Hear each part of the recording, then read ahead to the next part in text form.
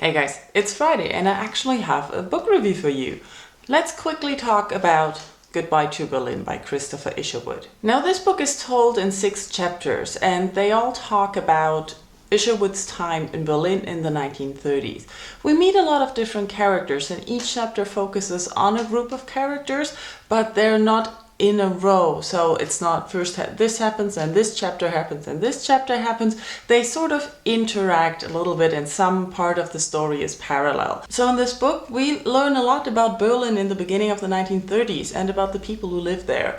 And it's really interesting because Isherwood went to Berlin to teach English and to improve his German, so he lived in the 1930s when the Nazis began to become more powerful and when people were out of work and really poor and starting to hate the Jews more and all these things. He was in the middle of that, and his friends, they were artists, they were gay people, they were rich Jews, they were poor prostitutes, things like that. And those are the people you meet in this book, real authentic people from the 1930s in Berlin.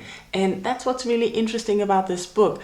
It's really showing you how life was in that time and the struggles people had, and the things he observes, they just give you the feeling that it's the friend telling you that you're really part of it, or that he was part of it. And that's because he was part of it. It's really authentic. It's really interesting. Even though I didn't particularly like his writing, every time I put the book down, I had trouble getting back into the story. But I really liked how he introduced all the people and how much he told about himself in portraying his friendships with all the others, and how much he showed in the last chapter of what's going on in Berlin at the moment.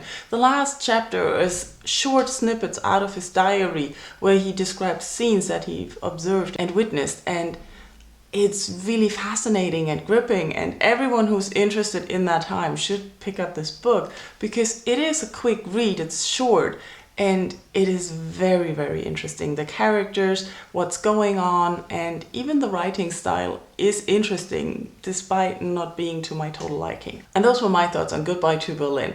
What are your thoughts? Let me know in the comments. Thank you for watching and I'll talk to you soon. Bye bye.